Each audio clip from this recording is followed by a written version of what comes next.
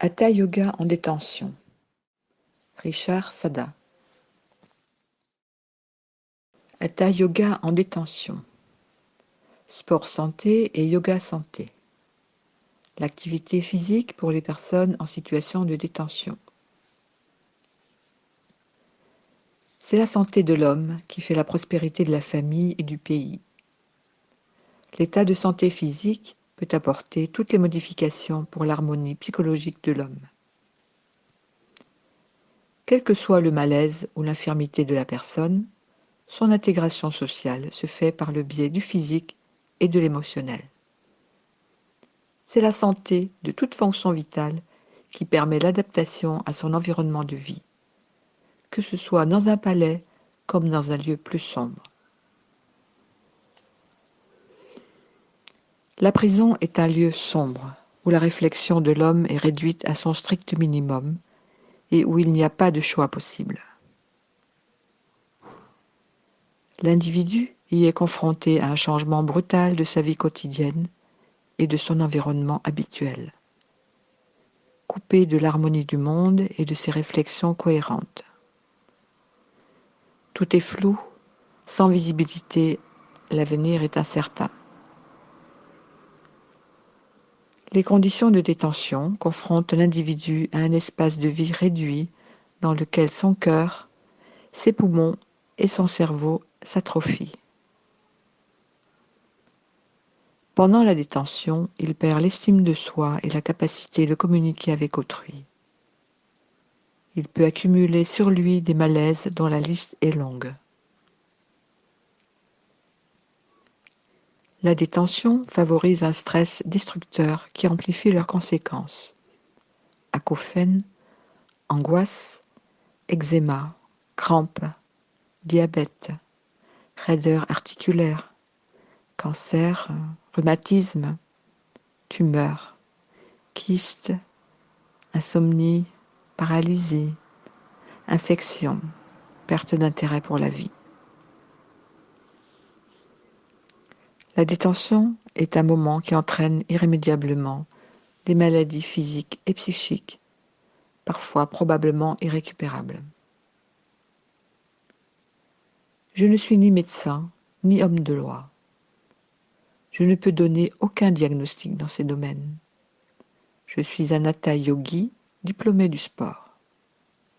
C'est à ce titre que j'ai été sollicité par le ministère de la Justice et particulièrement par le SPIP, Service pénitentiaire d'insertion et de probation, pour animer un atelier hebdomadaire de yoga pour préserver la santé mentale et physique de détenus qui ont vécu de longues peines et préparent leur retour dans la société. Le SPIP est une instance imprégnée de valeurs qui considère que pendant la détention, l'homme doit être respecté en tant qu'homme pendant qu'il purge sa peine. Il s'efforce de préparer la future réinsertion sociale par tous les moyens possibles.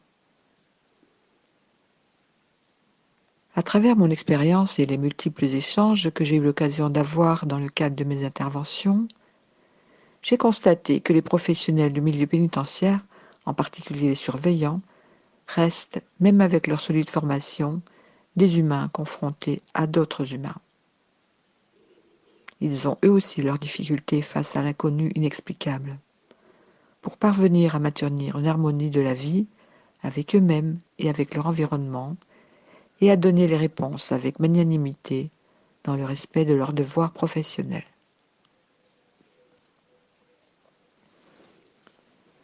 L'univers carcéral, un monde en vase clos, le contrat de partenariat. La réalité administrative du milieu pénitentiaire est strictement confidentielle. Je pense qu'elle est probablement modulée au cas par cas quand il s'agit de faire intervenir des personnes de l'extérieur. Aucune des activités mises en place pour les détenus ne peut durer plus de 2 saisons. Les intervenants sont régulièrement renouvelés. La raison n'en est pas communiquée. La décision appartient à l'autorité pénitentiaire. Le SPIP passe des conventions de partenariat d'intervention culturelle et sportive. C'est le SPIP qui m'a contacté, tout comme les autres professionnels qui interviennent en milieu carcéral. À l'issue d'une vérification administrative complète, j'ai reçu une autorisation pour animer une activité de yoga au sein de l'établissement. Tous les 3 mois, un bilan doit être réalisé. Je dois rendre compte sur l'assiduité au cours, le comportement des détenus durant l'activité, mais aussi de leur transformation et de leur implication tant dans la philosophie que dans la pratique du Hatha Yoga. Ce compte-rendu se passe sous la forme d'une réunion avec les professionnels concernés de l'établissement. Directeur, directeur adjoint, directeur du SPIP, psychiatre, psychologue, assistante sociale et éducateur. Une chose à souligner. Même si en prison le détenu garde son statut en tant que tel, pour moi, au sein de l'atelier de yoga, il est une personne à part entière. En tant que formé en psychologie, je prends en considération le fait que cette personne a son médecin, son avocat. Le juge peut aussi nommer un psychologue, un psychiatre, une assistante sociale. Ce qui fait que cette activité de yoga est en relation transversale avec tous. La pratique du Hatha Yoga produit en eux des changements tels qu'ils peuvent aller jusqu'à leur permettre d'obtenir un aménagement de leur peine. Mais dans la confidentialité du milieu carcéral, l'attente avant d'être jugé, les longues peines qui sont la contrepartie de l'abolition de la peine de mort, installent l'individu qui se trouve en prison dans une lenteur qui peut détruire totalement son enthousiasme. La vie quotidienne est particulière. Cellules blindées, portes alignées comme des boîtes aux lettres. Aucun document ne mentionne très clairement la condition de vie des détenus du point de vue philosophique et spirituel. Seul prédomine l'esprit de la sanction, de la condamnation, l'obligation d'assumer la punition de la société. Même en intervenant depuis plusieurs années dans ce milieu, il ne m'est pas permis de connaître de quelle manière est décidée la participation de tel ou tel détenu à l'atelier de Hatha Yoga. Les motivations de leur demande restent totalement confidentielles. De même, l'activité que j'anime peut prendre fin à n'importe quel moment d'un simple appel téléphonique, sans justification. Les portes ne seront plus ouvertes pour moi et je ne pourrai rien y changer. En ce qui me concerne, non seulement je dois animer le groupe, mais je dois aussi rapidement cibler les besoins de chaque détenu pratiquant. Éviter la maladie, l'angoisse, le stress, facteurs déterminants dans ce lieu sombre, pour maintenir l'espoir en activant le corps et le mental. Se préparer à sortir, retrouver la paix, changer son comportement, reconnaître sa responsabilité, évoluer dans son champ émotionnel. Tous les lieux de vie laissent une empreinte sur l'individu. Mais la prison est un lieu où s'installent sur lui des séquelles pour beaucoup irrécupérables. Cela vaut pour les détenus, mais également pour les professionnels du milieu carcéral. Tôt ou tard, la prison crée certains stress aux effets irrémédiables. Tous, quels qu'ils soient, doivent pouvoir pratiquer une activité physique pour maintenir leur santé. Même pour un directeur de prison, quel est aujourd'hui le niveau de prise en compte des traces physiques et psychiques que laissent en lui les responsabilités écrasantes de prendre en charge des individus qui se dégradent jour après jour, mais dont la société ne veut plus parce qu'ils sont dangereux ou supposés l'être. La prison est un lieu où la maladie est présente, au quotidien, avec un parfum de mort qui plane. Un lieu impénétrable où rien ne doit transparaître. L'atelier de Hatha Yoga s'inscrit à l'encontre de cette tendance maléfique. Il réactive les fonctions vitales, physiques et mentales, en réhabilitant le capital santé de l'individu.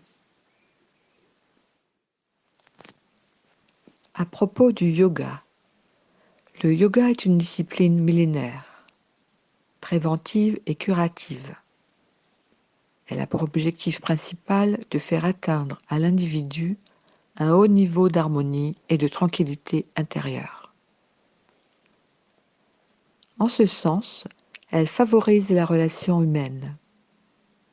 Elle est à la source de nombreuses pratiques en relation avec le corps et l'esprit.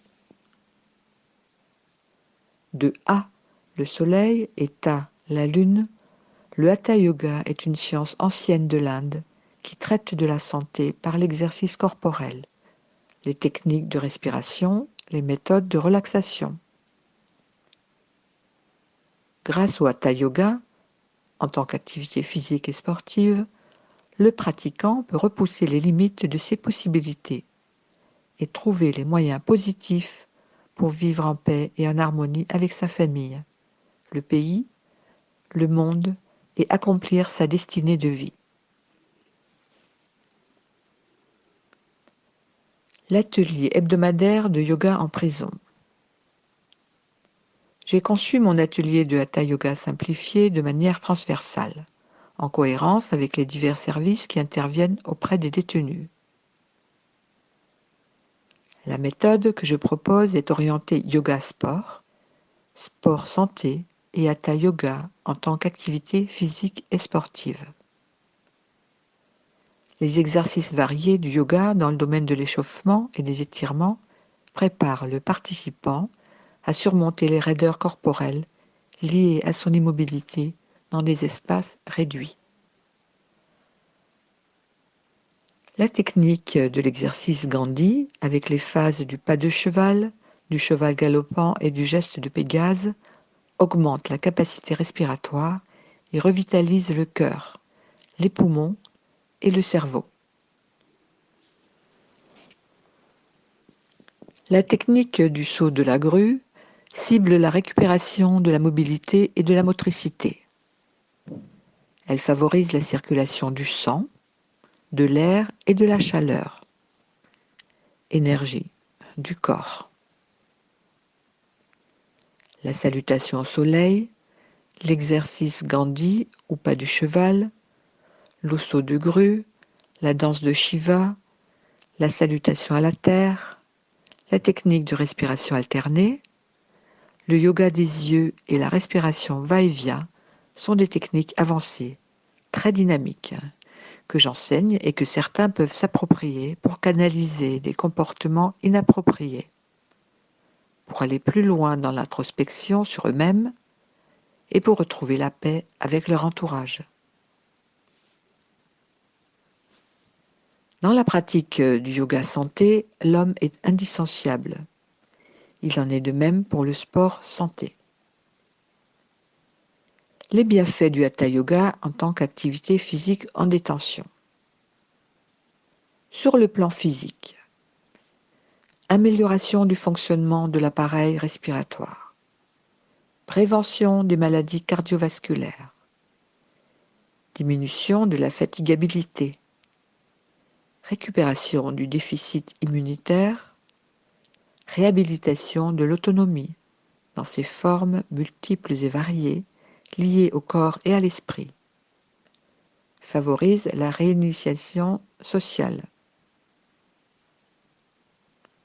Sur le plan psychologique, acceptation de sa situation, amélioration de ses capacités à ménager ses handicaps, marche vers une posture vraie, sincère, responsable, se battre, changer ses comportements, guérir de la peur et de la culpabilité, se libérer des émotions du passé. Dans le déroulement de l'atelier, tout cela passe par les étapes construire, vivre et défaire les postures. En détention, comme ailleurs, une seule et même méthode d'enseignement. Les asanas ont un lien direct avec la santé du corps. Dans l'atelier de yoga, il faut comprendre la façon de construire chaque posture. La durée doit être respectée. Il faut prendre le temps de vivre la posture et le temps de bien la défaire avant d'en commencer une autre. La posture montagne, la demi-pince, la pince, la petite et la grande tortue, la pente et la table, le diamant et ses 3 phases, la sauterelle, l'arc, le cobra et le cobra royal, la chandelle et la charrue, les oreilles pressées, le demi-pont attaché et suspendu, l'étoile flamboyante, la roue et l'étoile de Brahma, la tête de la vache, le bateau, le pigeon royal, le chameau, le seigneur poisson, le corbeau, le guerrier, l'éternité, l'arbre, le triangle, la lune, la tête, l'échelle, la règle et l'équerre, le scorpion, l'architecte et l'étoile de Shiva, le danseur cosmique, le lotus et le cadavre. Toutes sont des postures résumées et simplifiées du yoga classique et traditionnel. Je les enseigne dans un ordre précis. Certaines, si elles sont enchaînées, peuvent devenir des séries. Je différencie les postures de base et les postures avancées. À chacun son yoga. Yoga pour tous. C'est en analysant les enseignements et les pratiques du yoga à travers les 5 domaines que sont la physiologie, la psychologie, la biologie, la génétique et la sociologie que j'ai mis au point tous les accès possibles pour encourager chacun à entreprendre et pour créer la joie de faire des efforts et d'en apprécier le goût. Pendant la séance de yoga, je veille à mettre en œuvre, selon le profil de chaque détenu, de multiples méthodes pour construire, vivre et défaire chacune des postures précitées. Pendant la construction de la posture, la technique de respiration devient le point très important pour repousser ses limites et revenir à sa source originelle, pour entreprendre ses objectifs, ses projets, tenir avec courage, expérimenter et transcender les objectifs de sa vie d'une manière positive. Méditation et relaxation. Le chemin spirituel. Je tiens à ce que tous les détenus pratiquent la méditation. Aussi, je réserve toujours un temps de méditation en fin d'atelier juste avant la relaxation. La méditation est en effet indispensable pour trouver la paix de l'esprit et la tranquillité de l'être. Elle conduit à la concentration de l'esprit, à la vigilance de la pensée, pour demeurer absolument positif et dans la joie. Pour les détenus, il s'agit d'être conscient et résoudre leurs conflits pour libérer leur vie des émotions négatives. La relaxation clôture l'atelier.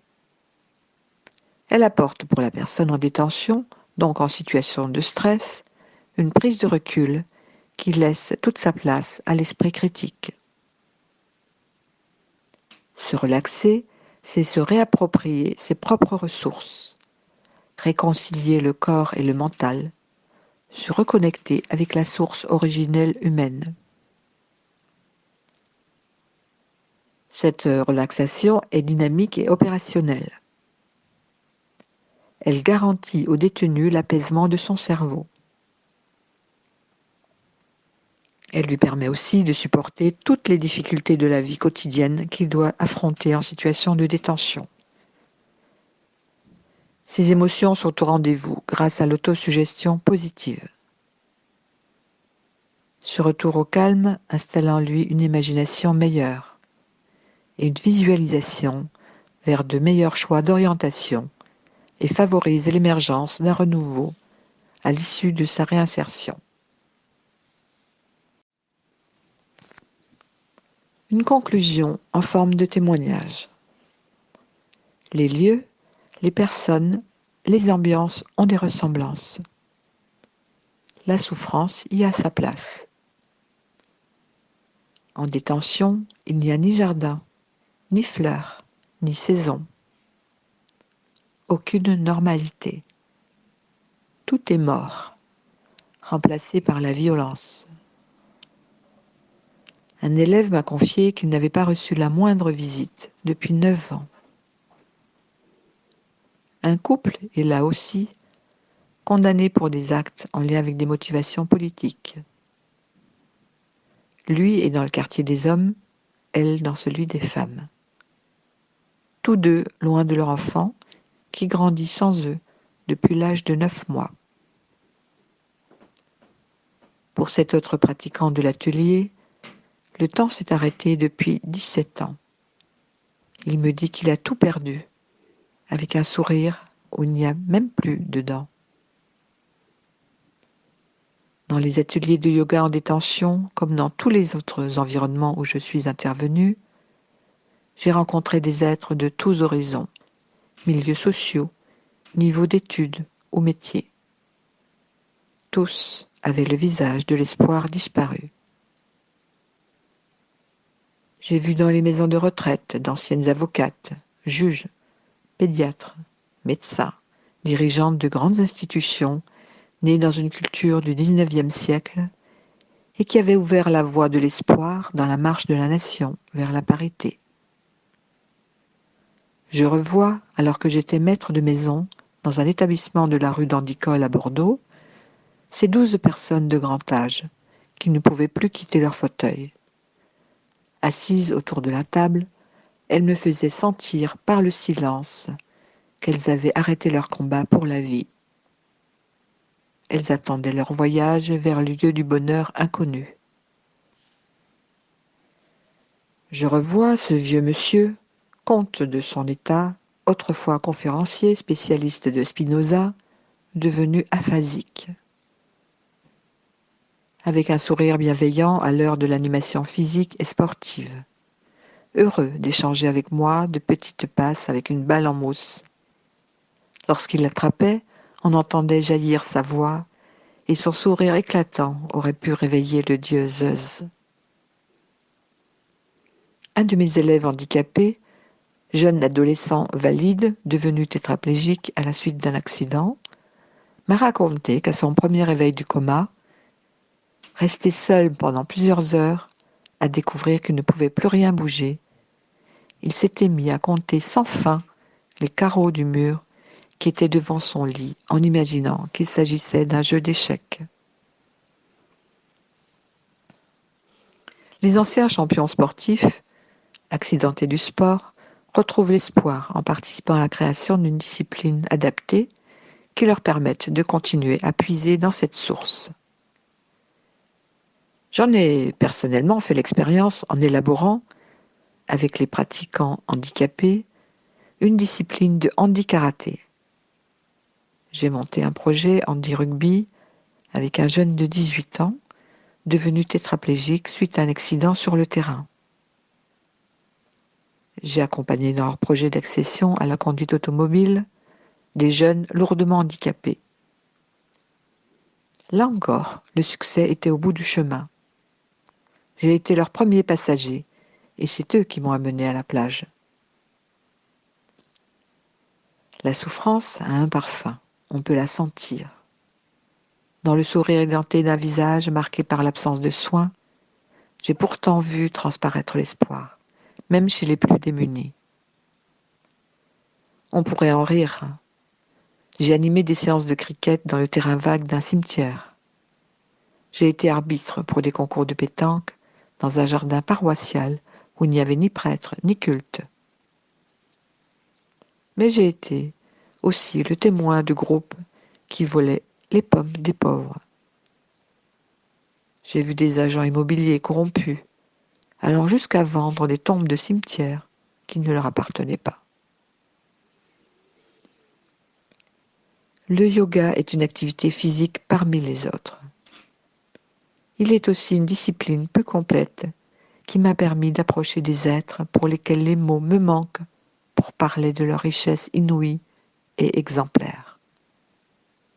Quel que soit le contexte des lieux dans lesquels ils se sont trouvés dans leur parcours de vie, en prison, en maison de retraite, en milieu hospitalier, en gériatrie, en centre de rééducation fonctionnelle, en établissement spécialisé.